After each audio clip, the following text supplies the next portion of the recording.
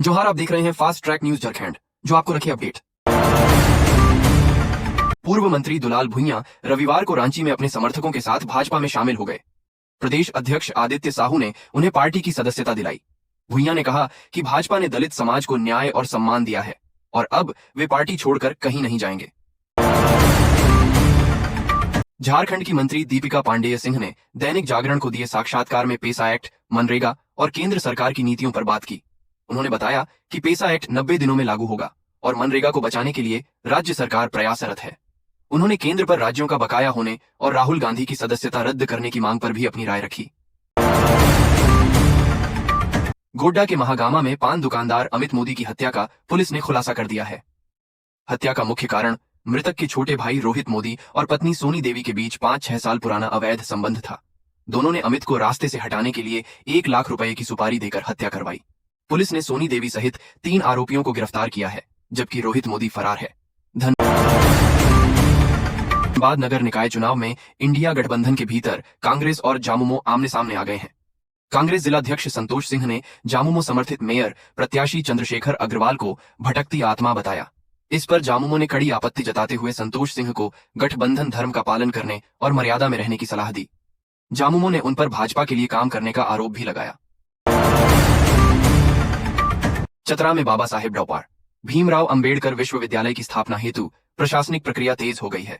गिद्धौर प्रखंड के मंझगांवा में 50 एकड़ भूमि चिन्हित कर उच्च एवं तकनीकी शिक्षा विभाग को प्रस्ताव भेजा गया है। उपायुक्त कीर्तिश्री जी ने यह जानकारी दी। मुख्यमंत्री हेमंत सोरेन की घोषणा के बाद यह त्वरित कार्रवाई हुई है। झारखंड में बेलगाम हाथियों के आतंक से लोग परेशान हैं, जिससे 1 महीने में 25 से अधिक मौतें हुई हैं। चाईबासा और हजारीबाग में विशेष रूप से समस्या गंभीर है। अब कर्नाटक से 6 प्रशिक्षित कुनकी हाथी आ रहे हैं, जो इन हिंसक हाथियों को हनी ट्रैप कर जंगल में वापस ले जाएंगे। ये कुनकी हाथी अपनी विशेष तकनीकों से उन्हें शांत कर लोगों की जान बचाएंगे। जामताड़ा जिले में निकाय चुनाव के मद्देनजर 21 से 24 फरवरी तक ड्राई डे घोषित किया गया है। डीसी रवि आनंद ने आदेश जारी कर जामताड़ा नगर पंचायत और मिहिजाम नगर परिषद क्षेत्रों में शराब की बिक्री पर पूर्ण प्रतिबंध लगा दिया है। यह कदम स्वतंत्र, निष्पक्ष और शांतिपूर्ण मतदान सुनिश्चित करने के लिए उठाया गया है। उल्लंघन करने वालों पर सख्त कार्रवाई होगी। धनबाद में 66 दिनों बाद दून एक्सप्रेस से फिर 16 जीवित कछुए जब्त किए गए। आरपीएफ ने तस्करी की शिकायत पर ट्रेन के जनरल कोच में जांच के दौरान इन्हें बरामद किया। ये फ्लैप सेल प्रजाति के कछुए थे, जिन्हें वन विभाग को सौंप दिया गया। पश्चिम बंगाल में इनका बड़ा कारोबार है और पहले भी आजमगढ़ से खरीदकर तस्करी करने का खुलासा हुआ था। रांची में ई रिक्शा के कारण यातायात व्यवस्था चरमरा गई है। चौक चौराहों पर इनके मनमाने ढंग से रुकने और बिना पंजीकरण वाले वाहनों की अधिकता से रोजाना जाम लग रहा है। ट्रैफिक पुलिस चालान काट रही है, पर स्थिति में सुधार नहीं। नए पार्षदों के लिए यह बड़ी चुनौती होगी। प्रशासन से सख्त कार्रवाई, पंजीकरण जांच और निर्धारित नियमों के पालन की मांग की जा रही है, ताकि शहर को जाम से मुक्ति मिल सके। रांची स्थित झारखंड हाई कोर्ट के नए परिसर में एक म्यूजियम गैलरी बनाई गई है, जो राज्य की 100 साल पुरानी न्यायिक विरासत को दर्शाती है। इसमें डॉ. राजेंद्र प्रसाद की जेल एंट्री, 1941 के हस्तलिखित फैसले और पुरानी कलमों जैसी ऐतिहासिक वस्तुएं शामिल हैं।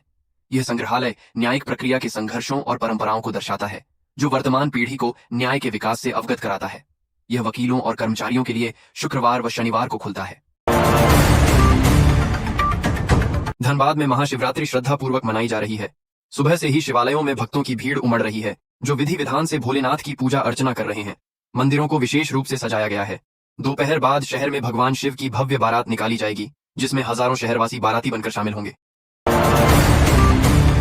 झारखंड बिजली वितरण निगम लिमिटेड JBVNL ने बिजली दरों में लगभग 60% की भारी वृद्धि का प्रस्ताव दिया है, जिससे उपभोक्ताओं पर बड़ा आर्थिक बोझ पड़ेगा। शहरी घरेलू दरें Rs6.64 से Rs10.30 और ग्रामीण दरें Rs1.70 से Rs10.20 प्रति यूनिट करने का विचार है। इस प्रस्ताव पर जनता की राय जानने के लिए 27 फरवरी को धनबाद में जन सुनवाई आयोजित की जाएगी। गोविंदपुर और बारीगोड़ा में प्रस्तावित रेलवे ओवरब्रिज के नए डिजाइन को राज्य सरकार ने मंजूरी दे दी है। गोविंदपुर का ओवरब्रिज T आकार का होगा, जबकि बारीगोड़ा का थ्रू टाइप। प्रधानमंत्री मोदी द्वारा उद्घाटन के बावजूद 2 साल की देरी के कारण बजट संशोधित होगा। सांसद विद्युत बरण महतो की पहल पर अब रेलवे पूरा खर्च वहन करेगा। नए डिजाइन से अतिक्रमण कम हटेगा।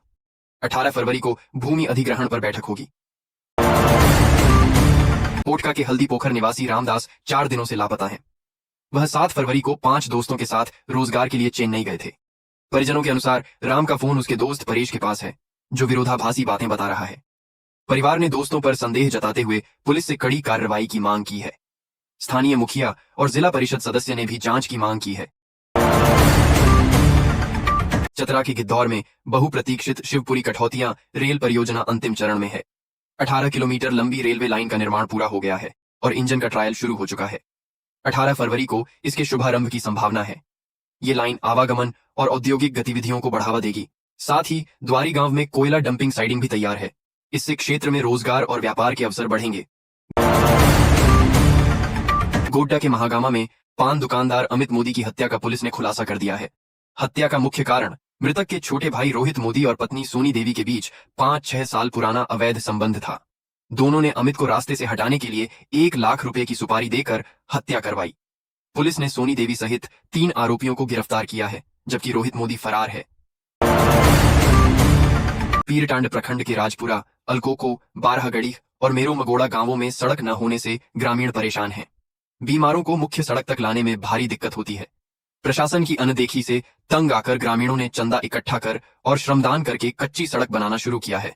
वे पक्की सड़क निर्माण की स्वीकृति की मांग कर रहे हैं ताकि आपात स्थिति में परेशानी न हो।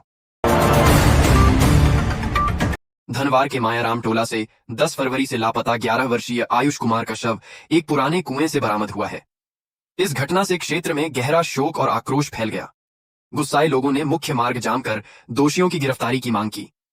प्रशासन के हस्तक्षेप से जाम हटा लिया गया और पुलिस ने जांच का दायरा बढ़ा दिया है।